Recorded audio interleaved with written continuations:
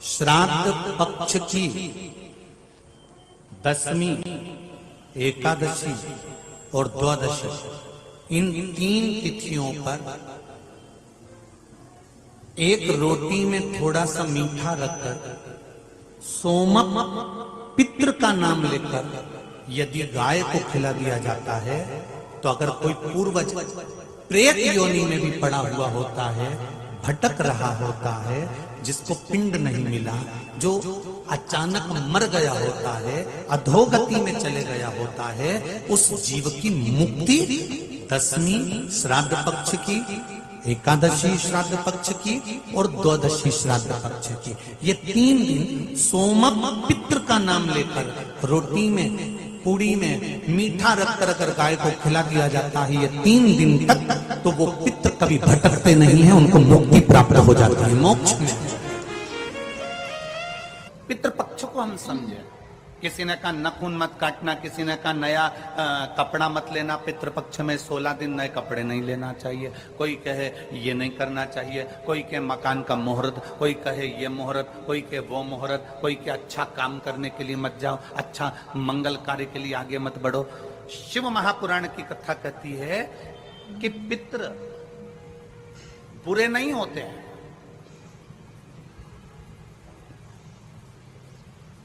पितृ बुरे नहीं होते हैं। आज लोगों के मन में बड़ा भय हो जाता है।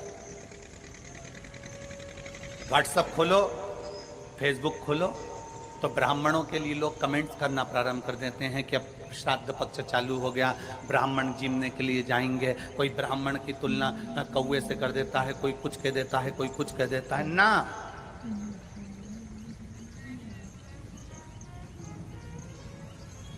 गायत्री करने वाला ब्राह्मण, वेद पाठ करने वाला ब्राह्मण, संध्या करने वाला ब्राह्मण की तुलना किसी साधारण से नहीं होती, उसकी तुलना तो स्वयं नारायण और ब्रह्मा से होती है, स्वयं नारायण और ब्रह्मा से होती है।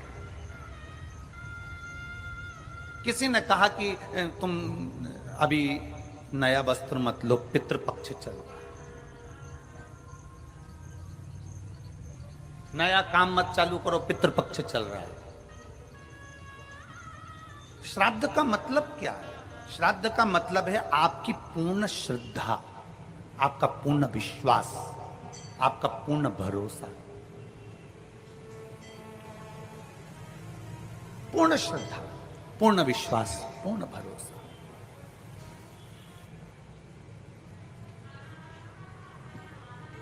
पितृपक्ष श्राद्ध का समय गलत समय नहीं है। कोई काम आपको शुरू करना है तो पितृपक्ष में शुरू कर सकते, बस पितृपक्ष में एक काम चालू करो। पितृपक्ष में बन सके गौ माता को रोटी दो, पितृपक्ष में बन सके गौ माता को जल दो, पितृपक्ष में बन सके तो भूखे को भोजन कराओ, प्यासे को पानी पिलाओ। पितृपक्ष में बन सके, तुम्हें किसी ने कह दिया, कोई विद्वान ने तुम्हें बता दिया कि तुम्हारे पितृ दोष है, तुम्हारे घर में काल सर्प दोष है, तुम्हारे घर में ऐसा दोष है, तो एक काम चालू करो, 16 दिन श्राद्ध के एक चावल का दाना देवाधिदेव महादेव के शिवलिंग पर समर्पित करो, दूसरा चावल का दाना अशोक सुंदरी की जगह पर समर्पित करो, और 1 लोटा जल पहले अशोक सुंदरी वाली जगह पर थोड़ा सा चढ़ाओ, उसके बाद शंकर भगवान को उस जल को अर्पित करो, अपना गोत्र बोलकर, अपने पितरों का स्मरण कर कर, आपका पितृदोष अपने आप शांत हो जाएगा, दोष मिट जाएगा, आपका पितृदोष शांत, आपका दोष समाप्त। 1 चावल का दाना शिवलिंग के ऊपर, 1 चावल का दाना अशोक सुंदरी, और जल कहां चढ़ाना है? पहले जम के बोलो जरा, आवाज नहीं आई, जम के बोलो जरा, अशोक सुंदरी की जगह। और फिर जल कहां चढ़ाना है? शिवलिंग के ऊपर, शंकर बाबा क्या बोलकर? अपना गोत्र। जिसको गोत्र नहीं मालूम उसको एक चीज मालूम होना चाहिए, शंकर का नाम, श्री शिवाय नमस्तुभ्यम, ओम नमः शिवाय, नमः शिवाय, गौरी शंकर। शिव महापुराण की कथा कहती है दक्ष प्रजापति के पुत्रों को देवऋषि नारद ने भजन में लगा दिया। एक बेटी हुई जिसका नाम था स्वधा। क्या नाम है उसका? जम के बोलिए जरा, स्वधा। जितने लोग कथा सुन रहे हैं आस्था चैनल पर, पंडाल में, फेसबुक, यूट्यूब पर, तर्पण शिव महापुराण में इस नाम का उच्चारण 5 बार आप लोगों को करना है। ये स्वधा दक्ष प्रजापति की बेटी है और पितरों की धर्म पत्नी है। इस पितरों की धर्म पत्नी स्वधा का नाम लेने से अगर हमने कंडा, गोबरी, गाय का जो गोबर होता है कंडा, उसको जलाकर अगर धूप नहीं दी हो या किसी ब्राह्मण को भोजन आदि नहीं कराया हो या तिलांजलि तर्पण नहीं करा हो, पिंड नहीं दिया हो या श्राद्ध पक्ष में किसी को कोई दान ना करा हो तो उसका दोष ना लगे, उसके लिए तर्पण शिव महापुराण में पितरों की धर्म पत्नी स्वधा का नाम का स्मरण आप और हमको साथ में करना। सभी लोग एक साथ में बोलेंगे, स्वधा स्वधा स्वधा स्वधा स्वधा। बस ये 5 बार जो उच्चारण आपने पितरों की धर्मपत्नी स्वधा का करा है, जिस समय पर पितृलोक से आर्यमा देव के साथ में हमारे यहां पर आते हैं। और मेरा बहुओं से निवेदन है, बेटियों से निवेदन है, माताओं से निवेदन है, मान लो आपको कोई ब्राह्मण देवता ने कहा कि आपके यहां पितृदोष है, आपको कह दिया कि पितृदोष है, तो आपको घबराना नहीं है कि महाराज जी मुझे क्या करना पड़ेगा। पितृदोष है, एक चावल का दाना घर में से लीजिए, हथेली पर रखिए, पानी का जो मटका होता है, हंडा होता है, पानी का जो मटका है, हंडा है, जहां पर रसोई घर में तुम पानी रखते हो, उस हंडे के पास में, मटके के पास में उस चावल के दाने को लेकर जाइए, अपने पितरों का स्मरण कर कर स्वधा स्वधा स्वधा स्वधा स्वधा 5 बार बोलकर शंकर भगवान के शिवलिंग पर, तुम्हारे घर में शिवलिंग हो तो घर में, और अगर मंदिर में शिवलिंग हो तो मंदिर में, उस चावल के दाने को चढ़ा दीजिए। कैसा भी पितृदोष होगा समाप्त हो, मात्र स्वधा का स्मरण बहुत।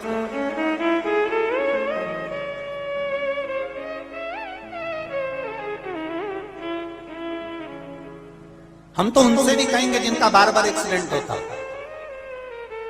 जो बार बार गिरते पड़ते रहते हो, बार बार एक्सीडेंट होता हो, बार बार उनको चोट लगती हो, बार बार, और उनको भी कहेंगे जिनको सर्दी की बीमारी या दमे की बीमारी या श्वास की बीमारी, उनसे भी कहेंगे कि श्राद्ध पक्ष में एक चावल के दाने का प्रयोग स्वधा नाम से अवश्य करें।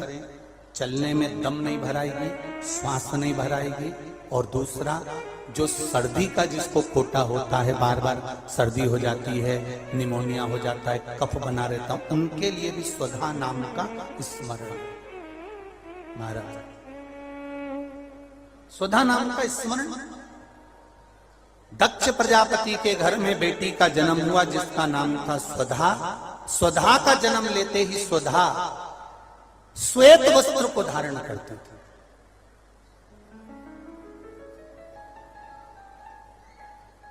कोई वस्त्र अगर स्वधा पहन रही है तो श्वेत वस्त्र धारण कर रही है। एक माता प्रसूति ने स्वधा को बुलाया, स्वधा आप इधर आओ। स्वधा आई, हाँ मां बेटी, जब घर में इतने सारे आभूषण हैं,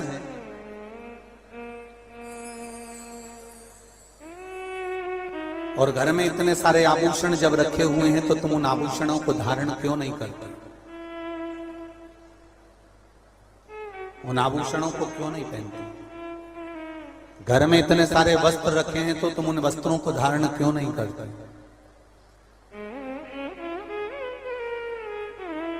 स्वधा करती है मां। संसार सागर में जब किसी के प्राण छूट जाते हैं और प्राण छूटने के बाद वो जीवात्मा अगर अच्छी जीवात्मा है तो वो देवलोक चली जाती है। जो बुरी जीवात्मा है वो भटकती रहती है, भटकती है। मां उन जीवात्माओं के कल्याण के लिए मैं श्वेत वस्त्र धारण करता हूं। श्वेत वस्त्र, श्वेत चावल का दाना, श्वेत दूध, श्वेत दही, श्वेत शकरखंड, श्वेत पुष्प, श्वेत जनेऊ, श्वेत वस्त्र, ये मेरे शंकर भगवान को अति प्रिय लगते हैं। उसका कारण है कि उनको पितरों को मुक्ति देना पड़ती है, पितरों को मोक्ष देना होता है। आज एक प्रश्न किसी ने सीहोर ऑफिस में भेजा है कि गुरुजी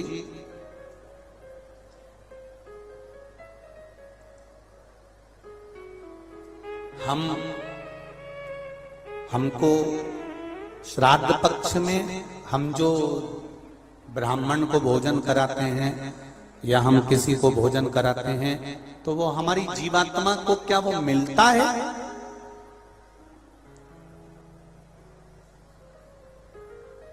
क्या विचार है भाई? अशोकनगर वालों बोलो जरा जल्दी से। प्रश्न भेजा है किसी ने। हम अगर किसी ब्राह्मण को भोजन करा रहे हैं, हम किसी को भोजन दे रहे हैं तो वो हमारी जीवात्मा को मिलता। 3 प्रश्न हैं और तीनों प्रश्न का उत्तर जरा देखिएगा, बड़ा ध्यान रखना। और जिसने प्रश्न करा है उत्तर प्रदेश से वो ध्यान से सुनना भाई। हमने ब्राह्मण को भोजन कराया, हमने संत को भोजन कराया, हमने गुरुजी को भोजन कराया तो वो मिलेगा। पहले तो ये अंदाजा करिए कि आप भोजन दादा ससुर के नाम से करा रहे हो तो दादा ससुर का नाम लेना पड़ेगा। बोलो सही है कि गलत है? गोत्र बोलना पड़ेगा। उसका कारण क्या होता है कि हमने पत्र लिखा और ये पत्र लिखकर हमने इसको मोड़कर हमने वो डाकघर के डब्बे में डाल दिया।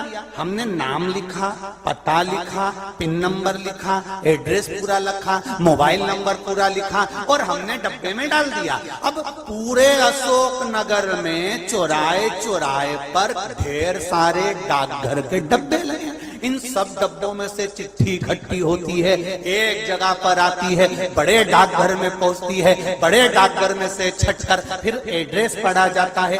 एड्रेस में तुम्हारा नाम पढ़ेगा बाद में, पहले ये पढ़ेंगे कि पिन नंबर क्या है, फिर पढ़ेंगे कि शहर का नाम क्या है। उसमें लिखा होगा गुना और गुना का पिन नंबर डाला होगा तो चिट्ठी को छाट छाट कर अलग रखते जाएंगे। अब गुना में ये चिट्ठी बड़े डाकघर में जाएगी, बड़े डाकघर में चिट्ठी पहुंची गुना के। अब वहां पर बैठकर छाटा गया कि बजरंग कॉलोनी के पास कौन रहता है, तो एलआईजी के पास कौन रहता है, तो चारभुजा नाथ जी के पास कौन रहता है, तो राजेश्वर मंदिर के पास कौन सा रहता है, कौन से वार्ड में रहता है, उसको छाट कर अलग रखा जाएगा। फिर वहां के डाकघर वाले व्यक्ति को, उस डाकिया को वो दिया जाएगा और उससे कहा जाएगा कि ये चिट्ठी पहुंचा दो। अब जरा प्रोसेस देखिए, डाली थी अशोकनगर में, इतने सारे डब्बों में इकट्ठी होकर एक डब्बे की चिट्ठी एक जगह पर इकट्ठी हुई बड़ी डाकघर में, वहां से इकट्ठी होकर फिर दूसरे डाकघर में गई, वहां से फिर धीरे धीरे डिवाइड होती चली गई। उसी तरह तुम्हारी लिखी हुई डाकघर की चिट्ठी जब वहां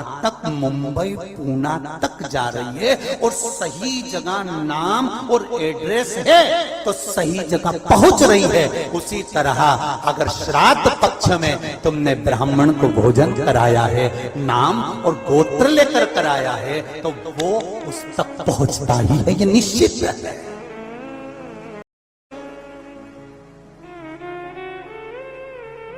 फिर दूसरा प्रश्न किया उसने, गुरुजी से पूछ के बताना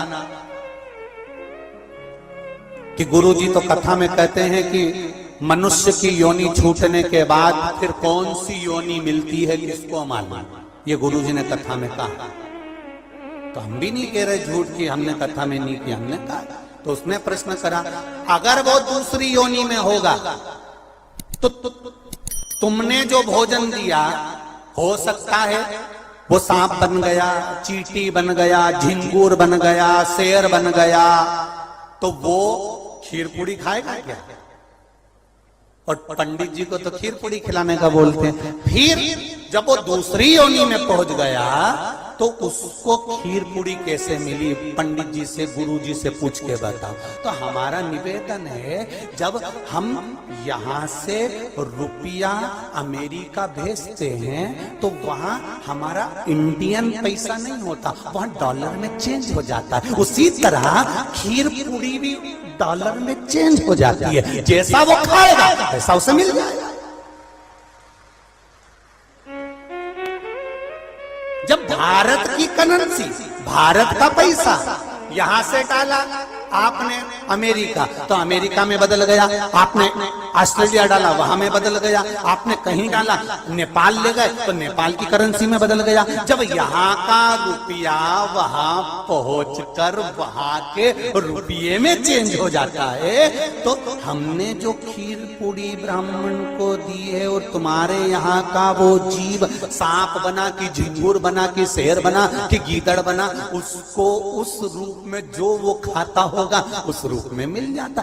डॉलर चेंज, यहाँ की खीर पूड़ी चेंज, वहां जाते से।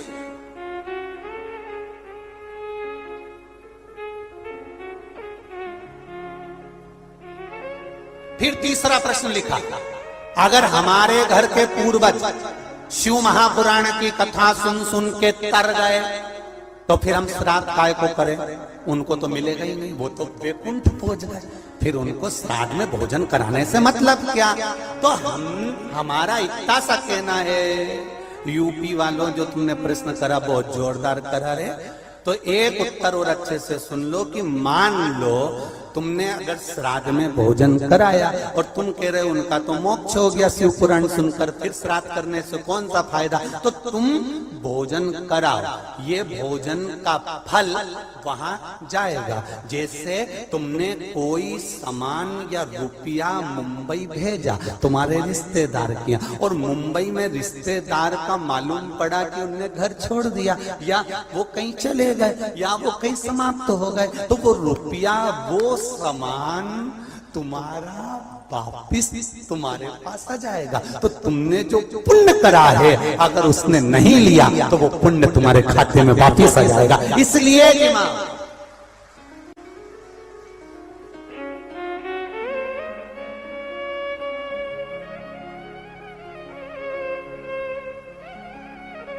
पुण्य करो, सत्कर्म करो, और कथा का स्मरण।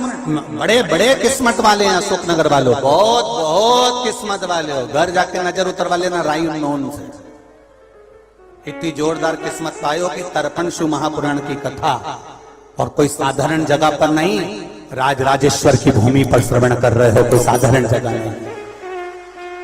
बाबा देवादिदेव महादेव राजेश्वर भगवान की भूमि पर श्रवण कर रहे हो, किस्मत वाले हो, तर्पण शिव महापुराण की कथा सुन रहे हो। और आज कथा का कौन सा दिन है?